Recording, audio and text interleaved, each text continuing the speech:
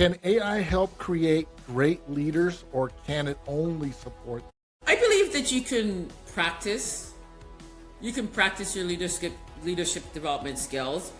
What's one leadership belief you've held for years that technology has never changed?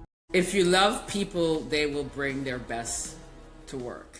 Welcome to I'm Up, He Sees Me, I'm Down. Conversations on leadership, faith, and resilience with Mike Turner. This show is proudly sponsored by Alamo Tech and Mission Solution Partners. Welcome back to another episode of I'm Up, He Sees Me, I'm Down. Today, we are being introduced by AI, by Stephanie Sylvestre, and a technology executive. She's an AI entrepreneur and leadership strategist with nearly 30 years of experience.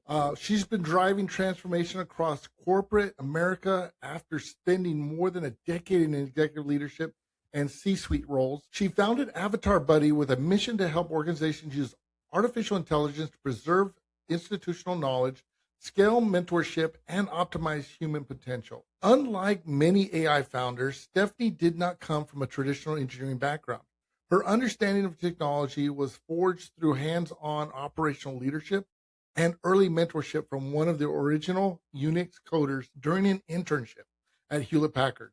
That experience taught her how the technical systems work, but more importantly, it taught her how people work. Today, Stephanie helps organizations deploy AI agents responsibly while maintaining human oversight, organizational culture, and leadership development. Her philosophy is simple but powerful.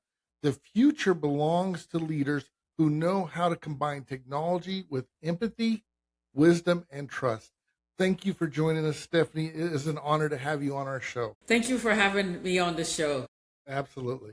Thank you. So let's just start out real quick. Let's talk a little bit about the human side of leadership with you. So let's start with the before AI and obviously before Avatar Buddy, what shaped the way you led people? I think what shaped the way I lead people is being able to see people's awesomeness and believe that they have a lot to contribute. And because I was lucky to have like some really cool parents and great mentors when I was growing up, I just assumed everybody had that, and that that was just the way I led, right? Right. And I had a boss that said you have to love your employees, and it was so like liberating to work with him when we talked about like how do you love your employees. And so I've always been around my leadership approach is, can I make sure that my team raises their victory flag so I can raise my victory flag? So focusing on having my teams raise their victory flag has been like cornerstone for me to be able to raise my victory flag and the cornerstone of my leadership. Right. You know, and I hear that a lot from leaders that one of the things they speak highly of is basically passing down all of the kudos and all of the wins to their team, kind of telling them, hey, like this didn't happen because, this wasn't because of me. This happened because of all the work you guys put into it. So really actually shifting all of the success to the team. But on the other side, always shifting all the ownership of when things don't go right to the leader. It's like that's like the cornerstone of great leaders that I've started to really identify. Is that something you've seen as well? Absolutely. Nothing endears somebody to take risk and bring their full, authentic, creative self to work than to know that they're working in a safe space. So if they win, they get celebrated. And if they lose, they don't have to go face the music. I get to walk to the principal's office and explain, yeah, I made a decision to trust this person. I'm either doubling down on my trust, or here's how I'm going to course correct so that this doesn't happen again. Right. Yeah. And no, absolutely. Yeah. No, and you'll be surprised. I mean, like, just be surprised what people do when you work like that. I think the real testament to my leadership is that since 2021, we've been having interns come and help us test, build, do all kinds of things at Avatar Buddy. And our interns, like what they do, we're putting into production. Like it's not like a let's give me a little pretend project over here, right? Yeah. And I just recently had a intern from 2022. She came back, right? And she's like, hey, I want you to support this organization at and she's like, I was one of your interns. And she's like, I can't believe like you were making us do this AI stuff way before it was a thing. Yeah.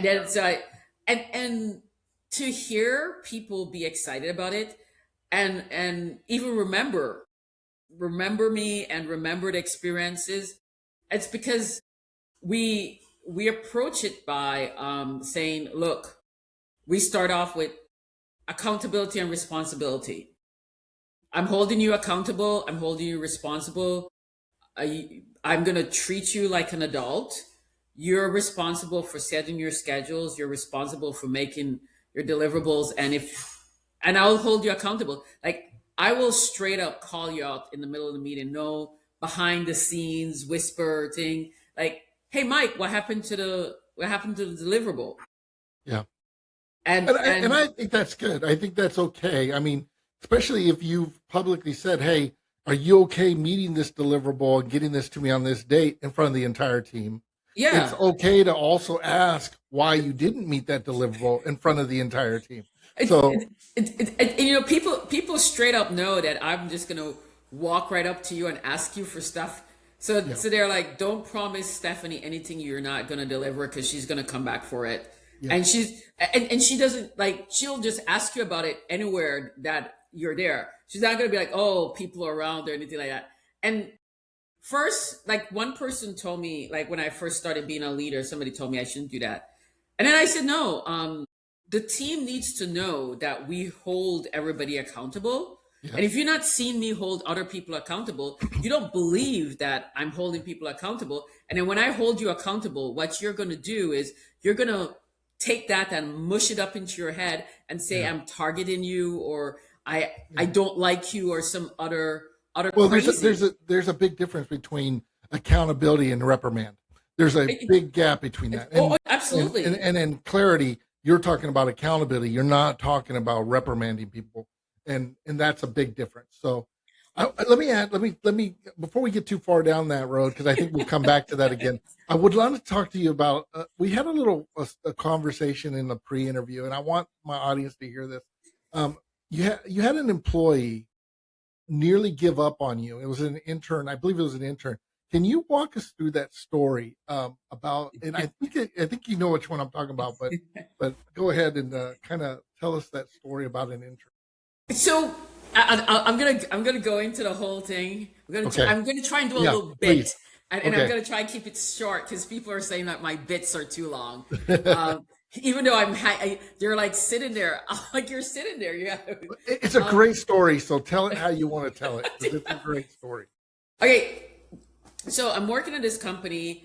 I'm the scrum master for this massive project, and you know, every week they're like, "Are you gonna make it? Are you not gonna make it? Are you gonna make it? Are you not gonna make it?" Right? It's just like Right. nail biting. And one day I'm getting on the elevator, like we're in a building and we have 2 floors.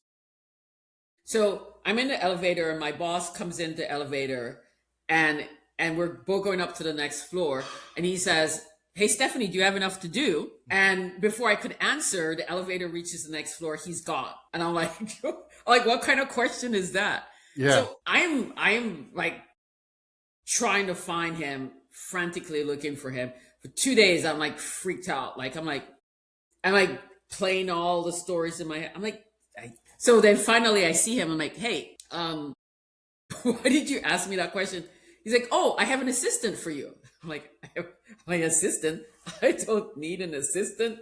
But I was like, okay, fine, whatever. So he's like, there's this person, and if you think you can work with him, he's your assistant. I'm like, just like that? I'm like, what do I do with him? He's like, I don't know, figure it out.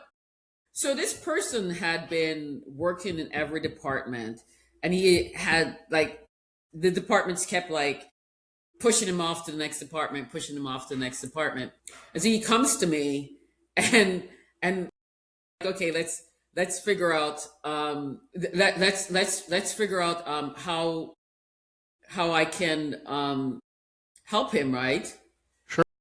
And I'm giving him work to do, and we're going along, and I was like, I think I need to do a little bit different approach to him. So we start doing these weekly sessions where I would draw on the board like this circle, and I would put technical skills. Then on around about it, I would do another circle and I put soft skills. And then around that, I would just write whirl, and then just put arrows. And I would say the whirl has to get through your soft skills to get to your technical skill. And we would talk about like showing up, follow through, timeliness, commitment, accountability, responsibility. And every week we're talking, we pick one topic, we'll go through. I'd say how this works with this. And we're just kind of like going there. We're just on. And then something happens in his personal life. And I said, okay, take a couple of days to go deal with it. So then the next rest of the days, he's like, I don't think I'm going to come back. And I'm like, what? Like, dude, man, like you have to come back. Like we got work for you to do. Like I can hold your work for a little bit, but we got work for you to do. I said, I was like, take the week, and Monday you have to come back to work. And then I call him like, you're coming back to work? Then he's like telling me all this reason why. So I'm like sitting there, figuring out his transportation schedule with him so he could come back to work. And so we're going along. Then my boss calls me, like maybe it was about 6 months in or something like that, 8 months in. And he says, how's it going? And I said, it's going well. And he's like, what do you think? And I said, I don't know, like, I think there's just something a little off with him. And my boss goes, like, what do you do? I said, what am I going to do? I don't know. Just like there's something not right, but whatever. And we're just working, right? And we're working and we're making, and one of my colleagues who we're always tussling with each other, wanted me to do something. And I said, no, we're not doing that. That's a waste of time. It's not going to work.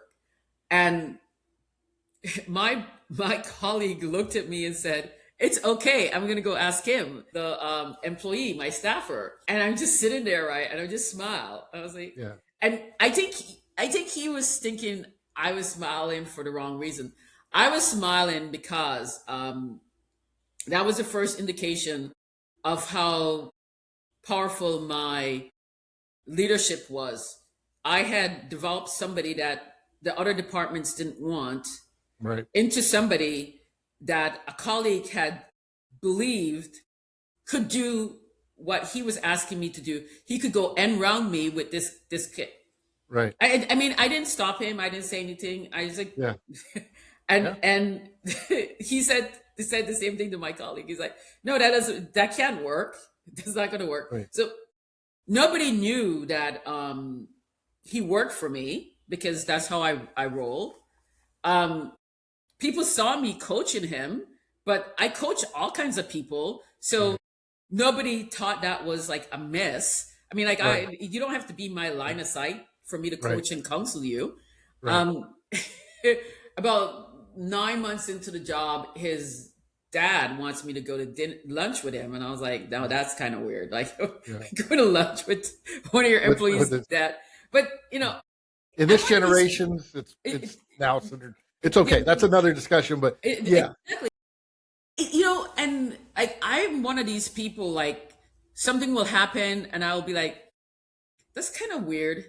But then I just carry on, right? And then if something happens because of that, I will come back and say, oh yeah, like I did notice that. Oh, so that like in future, but not to use it as a judgment to. Right, you're very fluid and very, very open-minded.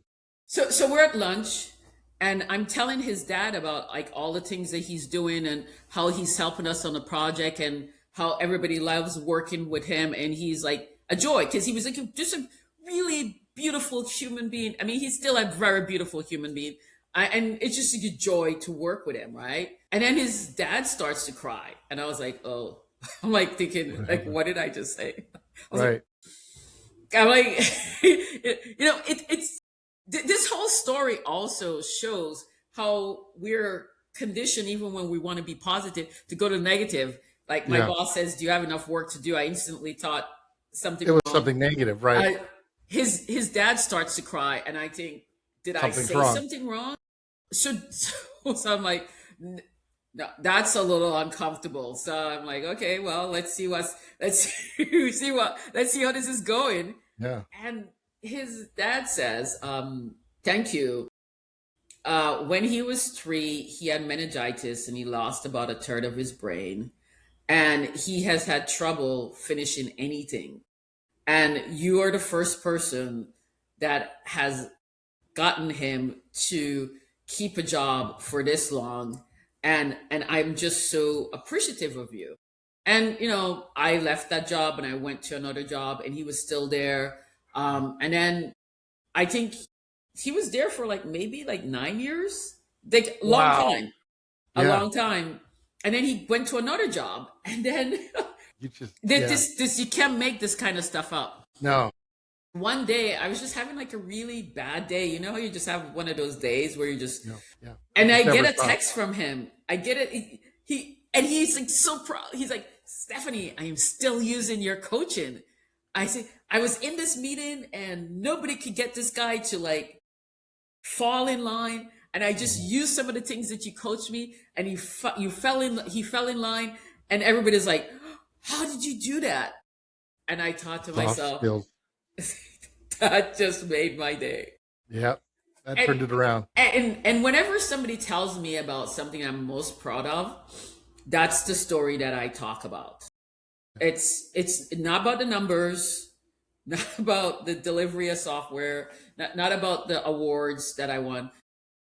The blind faith belief in a person, and believing in him more than he believed in himself, so that he finally, and just staying with him even when he did crazy, because it Right. wasn't like a straight line, right? No. Right. I This is mean, like, this is like, yeah. And in reality, he had a limited capacity, a mental state that you didn't really know, but then you're saying, well, maybe something's a little off, but everybody learns differently. Everyone learns at different speeds. Everyone reacts differently.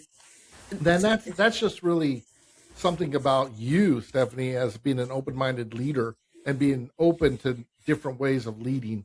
And I think that's really important. It sounds like everything you built in leadership eventually became the foundation of how you think about AI. yeah, absolutely, absolutely. It's the concept. Like, I mean, we started Avatar Buddy by mistake. I misheard somebody speak, and I said, that makes sense. We should do digital mentors. And my friend's like, no, that's not what I Yeah. said. I said, well, that's what we're going to go with. And she's still with me coaching and giving me advice. And I know that, like, when you have one, you just need one person that believes in you more than you believe in yourself. And we all do. And if you're lucky, you have a lot of them. And if you're not so lucky, you might have none. And I was like, Right. here's a tool. Here's a solution, a configuration that can be the stand-in Right. until such time as you can find that human that believes in you more than you believe in yourself. And so the way we approach AI, like when we first started, we had 5 psychologists and 1 developer, because we wanted to Okay. make sure that this was not going to create harm, that it would do well, it would build your self agency, would make you feel good about yourself. And we've done 2 research, and our researcher was like, we don't know what you're doing and how this is possible, but people's self-esteem shouldn't move at the have that drastic of move in 6 weeks. But when people use their AI, they learn more, they retain it longer, and their self-esteem improves. I think part of it is just how we configure AI. Like, I'll give you an example. We have Editor Buddy. Right. So Editor Buddy is configured to do edits the way one of my friends, who's a Pulitzer Prize winning journalist. Right. And she used to she edits her stuff, and she would tell me why she changed the stuff. So we created an Editor Buddy that edits like her. And so when we give it something to edit, it edits the new thing, right? So it rewrites it for you so you can see your old and your new. Right. And then it tells you why it changed the stuff that it changed. And it's just really, and so over time, your writing improves, but you're not going to some writing class that makes you feel bad about yourself. Right. Your writing is improving. Mark puts a lot of red marks on it. And yeah, exactly. It's not, or it doesn't come back with an attitude. It does sometimes get a little, it can get a little snippy with you. I was like, dude, man, that's kind of like a harsh feedback. Yeah. Like, especially if you argue with it. If you argue with Editor Buddy, the other one's not so much, but you argue with Editor Buddy, it will get a little snippy with you. It's opinionated too, I guess. Much like your English professor or whatever was very opinionated about the writing. Sure, it flows well. Okay. Yeah. So how does Avatar Buddy help organizations preserve wisdom instead of just automate tasks? So people, I mean, and I'm being a little judgmental, but not to be mean. But most people that I see building AI solutions don't really understand how to develop software. Software development is different from writing code. It's a completely different thing. There are lots of people that can write code, can build software. There's not a lot of people that can provide solutions with software, with technology. And so I'm a solutions provider who happens to be using AI, and I live in the space of optimizing people and processes to get the most impact out of it. And so, because that's how I approach it, our AI is not about like, let me read your emails and organize it for you. Like, if you have an email problem, that email problem is a symptom of a bigger problem. I am trained to do root cause analysis. So I went to a company and they said, we have an email problem. Can you build an email solution that will do? I said, no, we don't do that. There's a lot of products out there that you can go buy. I don't necessarily know that any one of them will be helpful because email is not your problem. Yeah. So we flowed out their process. And what the problem was is that they sell something that seems very simple to sell. Like, you and I would think, oh, I mean, how complex is it to sell this stuff, right? Right. But it's uber complex to sell because there's so many little things. There are like, I don't know, 30, 35 data points that you have to know in order to price this thing that they sell. Okay.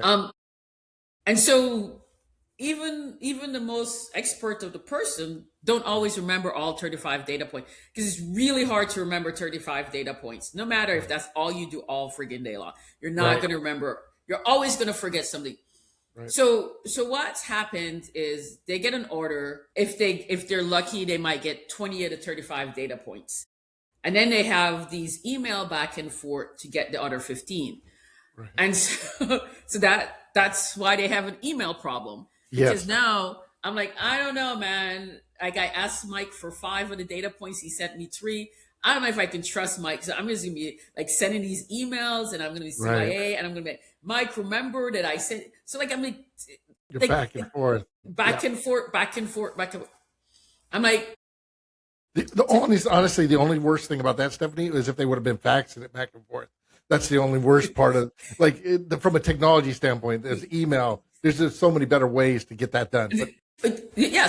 So and it's part of the data is not something that can easily be collected in a form, right? right. It's not like just throw up a form and like fill out the form. It's like Yeah. there's a lot of little things. Like if you say X, then I have to ask you for H. But if you say Right. Y, I'm going to ask you for L. And Right. and then I have to know. And then sometimes when you say X, I need to ask you for L, not for. Right. You know, Yeah. it's just Exactly. so gave the AI all of the data points, explain to the AI each of the data points, how they interrelate. Right. Yeah. Now you run every order through the AI. The AI can now determine if you have a comprehensive order or not. And if you don't, it will tell you what's missing. You can send back and you tell the customer, I need all of these things.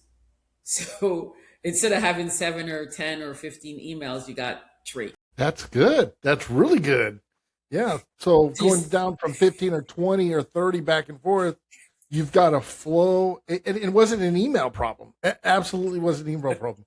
It was way deeper than that. But It's never an email problem. yeah. Now that's always never the root cause. It's always just a symptom.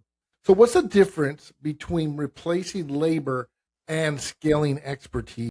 Well, replacing labor assumes that labor has no intrinsic value. Expanding expertise comes from a position that labor has intrinsic value and that you want to maximize the intrinsic value in the labor. So we have been spending our entire lives trying to be productive, but in the wrong ways, right? Right. People check to see if I'm productive because of the number of hours I work. Right. So people check to see if I'm productive if by the amount of time that I spend at the office. But I'll give you a story. When I first started working, I worked at the headquarters for Hewlett Packard. That's how I met that Unix guru. Yeah, exactly.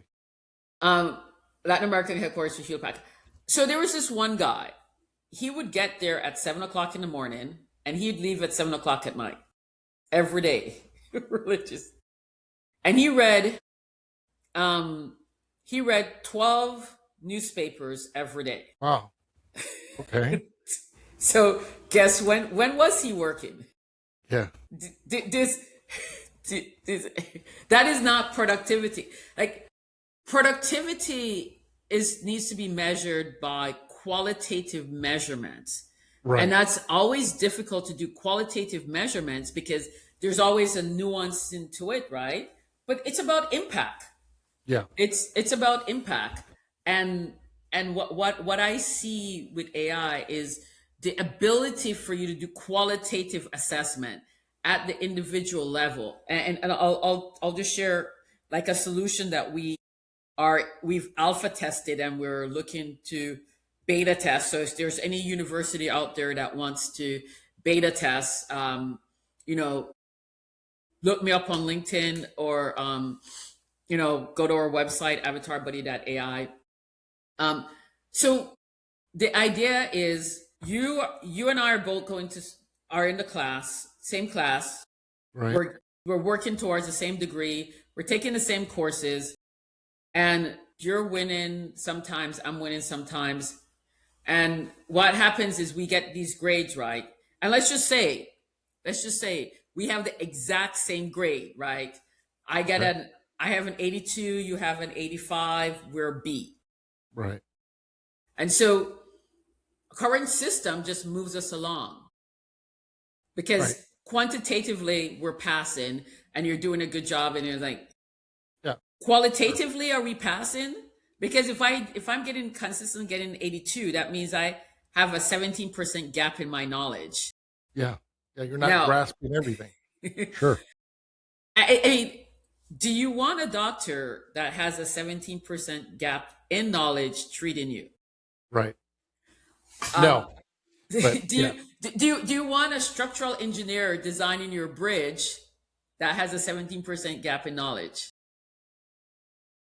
But that's but but we're okay with that. We yeah, co-sign off of that every day because we say they got an 82, they got a B, they yeah. pass. Yeah, and it's funny because you talked about universities, and all schools do this. They take the 82, they do some math on it. Before you know it, you have a 3.7 something GPA, really close to 4.0.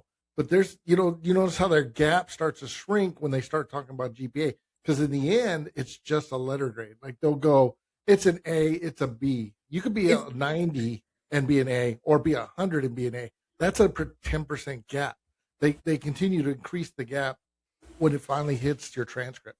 Just so you know, just like it, it, I've just it, observed that. exactly. So with AI, you can go to the we've tested it out and it looks like the alpha test looks good Mhm. where it will look at your exam results at the question level across all the exams you've taken and say, here's this 17% gap in knowledge either lives in one place, which Right, is a little bit easier to remediate, or is right, scattered across these places, and this is how you remediate it.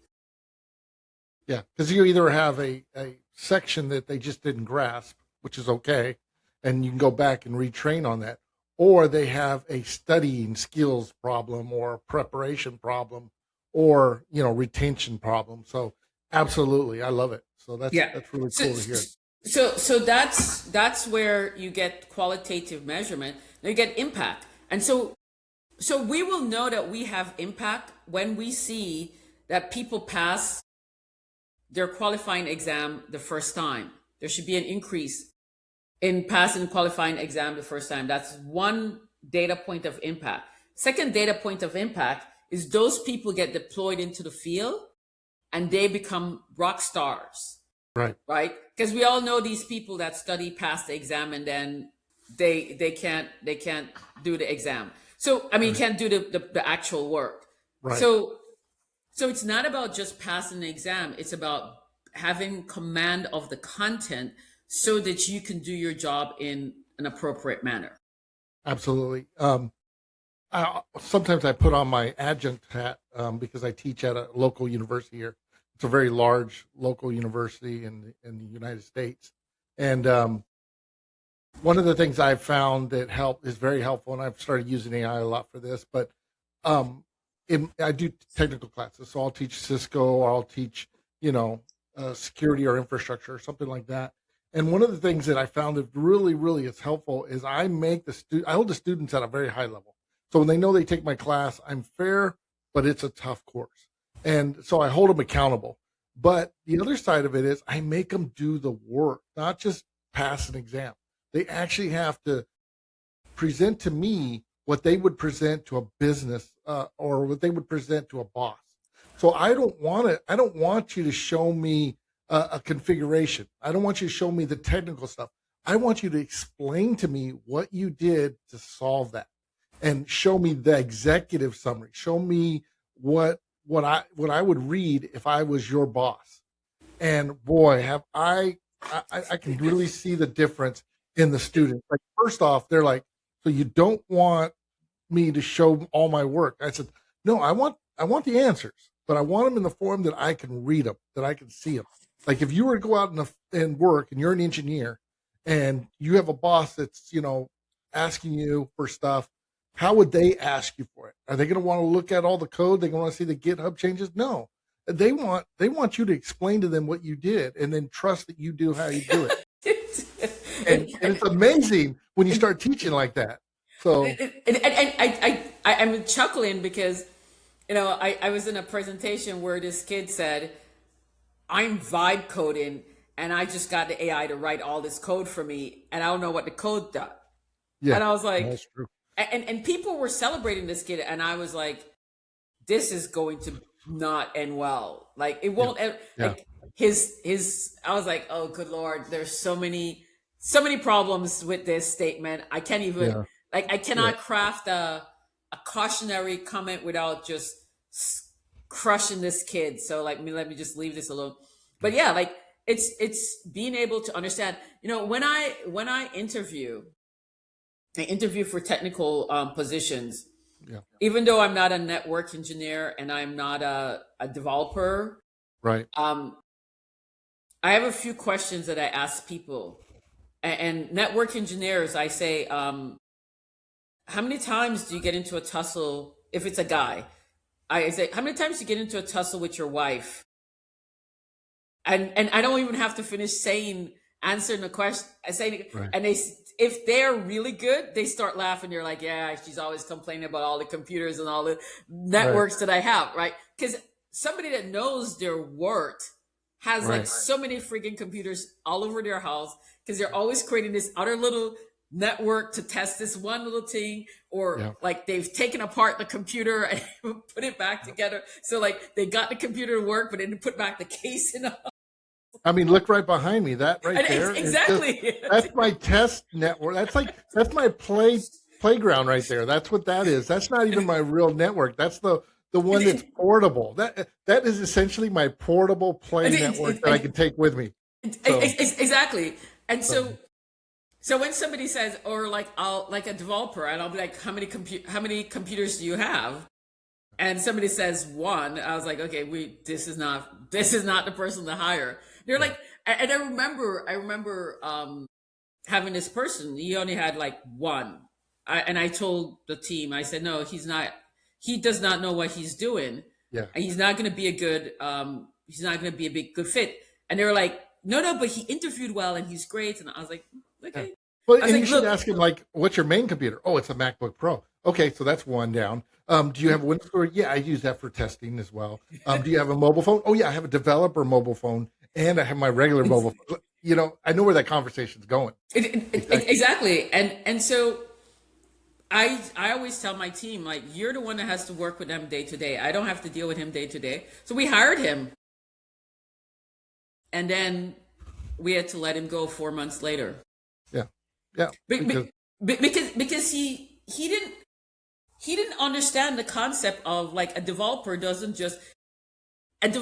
not a 9-to-5 job. Anybody that says that they work 9 to 5 and they call themselves a developer is not a developer. Because you don't know when the idea to fix the problem will come to you. You're going to get up in the middle of the night and you start tinkering with stuff. And you might say, I'm just going to sit here and I'm going to spend five minutes, and then you look up and it's 5 hours later. I mean, it's like the whole concept of why Agile came in with time box. Like, we will time box this, and if you can't get it fixed in this period of time, you gotta let it go. Because you know that you would just sit there. So those are like, for me, like those are the conversations. And now when I talk to people, like I can tell if they've used AI to get their stuff done and if they understand it. So I'm not saying that you're not supposed to use AI. Like, don't walk away. I'm saying that you have to use AI responsibly. You need to know what it is that you're talking about. You need to be able to explain how it works. And if you cannot explain how it works to your 88-year-old grandma, exactly, you don't understand how it works. And then you should not be using AI to help you do stuff, because you are going to create problems. That is a lipid test right there. Your 88-year-old grandma, explain to her what you're working on. And if you can get past that burden and that barrier, you've probably got a great handle on it. Yeah. All right. All right. So we reached that part where I hit you with a couple rapid fire questions. So these are great. So what is one human skill that becomes more valuable as AI becomes more powerful? Discernment. Being able to discern when somebody's saying something to you, if it's true or not. Ooh, very good. Yeah. Okay. Can AI help create great leaders, or can it only support? I believe that you can practice. You can practice your leadership development skills. I believe if you have a digital twin that's been properly configured of a great leader, they can definitely help you, because the leader is providing you with guidance and support and insight in a way that's helpful. Yeah. So yeah, so I mean, if you start with zero and you're not a leader at all, and I will argue that everyone's a leader at some level, but you start at zero with leadership skills and you use some type of AI, yeah, you can definitely gain a skill set to call yourself a stronger leader. Okay. I will say you can't start with zero and use AI. That's Okay. not Fair going to enough. work. You Okay. have to start, if you start with zero, you have to start with a human that knows what they're doing. Then you augment that with AI, and then you go back to the human. And then, so it's always human, AI, human, human, AI, human. It just goes round and round, even for me, Hmm. right? Even like when I have my AI write stuff for me, I sometimes give it back to the human and Right. say, "Hey, is this okay?" Yeah. Absolutely. Good. What's one leadership belief you've held for years that technology has never changed? If you love people, they will bring their best to work. Yeah, I believe in that too. 20 years from now, what do you hope we got right about AI? 20 years from now, I hope that we've gotten AI, we realize that AI is not about replacing humans. It's not about automating humans' jobs away. That pivot, I don't know why Altman did that pivot that he did about, oh, my bad, AI is not going to replace your job. I don't know Yeah. why he did that, but I hope that there's some positive that's behind that. And that he will continue saying that that's not true, that was like all BS, and that AI can amplify people, and that we've developed AI in a way that everybody has at least one AI agent that's helping them out, potentially a team of AI agent that's amplifying them, that's helping them feel good about themselves and having enough self agency that they want to learn. They want to learn because you're Yeah. still going to have to learn. You're actually going to have to learn more now than before. Well, it just continues to roll up, right? Generations before us, they had to learn, but they had, we go way back where we had written books, right? And they learned from books and encyclopedias, and then we had internet, and we learned from that, and then last we're starting to have this AI change where we're starting to learn where we're going to have someone mentor beside us. It just means we're going to learn more faster. That's really what it means. If you take each one of these different timelines and you look at it from one to the other, we learned slower. We had a lot more expertise, subject matter experts. Now, in this new world we live in AI, everybody's going to be a subject matter expert. Everyone has a subject matter expert in everything, but now you just need to absorb all that knowledge. So It, that's the tough it, part. I think we will have more knowledge, but we also have to, going back to being discernment, right? Yep. Like, just because I can go on YouTube and look at YouTube videos showing a surgeon doing appendix, Yeah. remove an appendix, and I can ask my AI how to remove an appendix. And it will give you step by step. Doesn't mean that I should then now start trying to remove people's appendix, right? Yeah. Right. Absolutely. Because it's more than just this one. There's a whole thing around Well, to get. and it's funny you say that because we definitely see the difference. Like, oh yeah, I'm not going to try to be a surgeon, but the other day you're like, thinking I was on YouTube looking at electrical stuff. I think I can rewire my own house. Yeah. And we can't put the two together. Go, no, you probably shouldn't be rewiring your own house either. Or oh, I can build out these agents myself. I can Yes. vibe code my way to success, and Right. and I say, like, no, you don't know how, you don't understand vibe coding. There's so much more to building a I, scalable I solution. Yeah. And you know what? Here's what I say on vibe coding. I think it's a great tool to help you get your ideas in front of somebody. Think of it of a UI UX, but you should not be taking that. It's a low code solution that will really, it'll catapult you into alpha and to beta faster if you can vibe code, but it just helps get your ideas out. Don't think of this as the final product. And I think that's where I'm seeing a lot of people saying, "Oh, I vibe code and I made this app and I scale and I'm now at $1 million." And I was like thinking to myself, Yeah. Dude. Well, and it's funny because I see those posts all the time. I had a company the other day come to me and go, "Hey, we just recently had a breach, but we really are looking for someone with your skill set to come in and help us get our vibe coded solution back on track." And I'm like, "You guys don't get it. Like, you absolutely do not get it." Yeah, that's you. Do you know why you had a breach? Because Yeah. because Yeah, 'cause you vibe vibe coding coded. doesn't consider any security protocols. Just- Right, exactly. And all they wanted to do is hire somebody that knows how to do stuff, but take what they currently worked on and keep moving the needle forward because they're already too far down the road. And I'm like, yeah, that's not for me. No, I'm this is doing not. that. That's Yeah. yeah. No, I am noticing that I'm having to say no more to people because I was like, no, that this is a hot mess. I'm not Yeah. not walking in there. Yep. You're not aligned with my moral compass and my worldview. And I do not want to be tussling with you.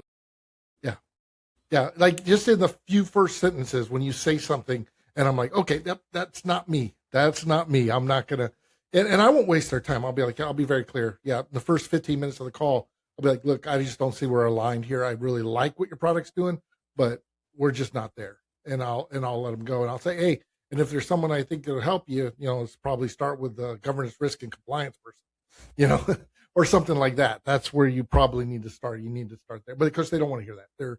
They're so far from that. They don't want to hear any of that. Well, Yeah. okay. So where can people learn more about you and Avatar Buddy? You can go to our website, avatarbuddy.ai. I'm on LinkedIn. Look for Avatar Buddy, Stephanie Sylvestre, TRE is how my last name's spelled. DM me, and if you say that you saw me on I'm Up, He's Seen Me, I'm Down podcast, I will happily do a half an hour free consult.